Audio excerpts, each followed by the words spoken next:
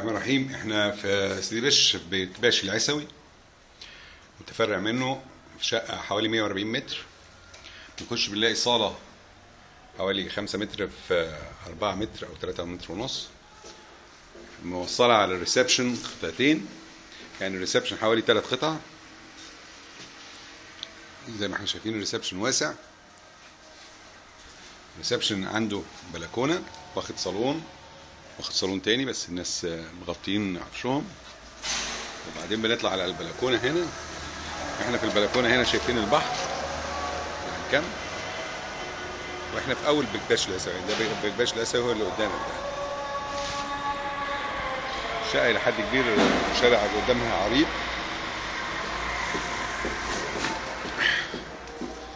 بنخش نلاقي ده الريسبشن قلنا، ودي السفرة. وبعد كده في أوضة نوم بتاعت أطفال هنا، أوضة كبيرة واخدة دولاب، واخدة 2 سرير كبار.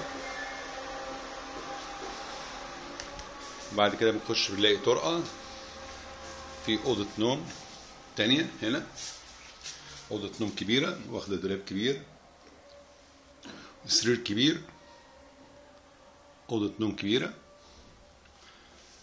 وبعد كده بنلاقي طرقة فيها مطبخ أمريكاني، في غاز طبيعي، ومتأسسة فيها سخان بتاعها وكل حاجة، بوتاجاز. وبعد كده حمام كبير، في بانيو واخد الغسالة بتاعته، كل حاجة. شقة حوالي 140 متر بالقياس كده، وفي الدور 9، معروضة للبيع فقط لا غير. شكرا. عينك لإدارة الأملاك، حسين أبو شعب.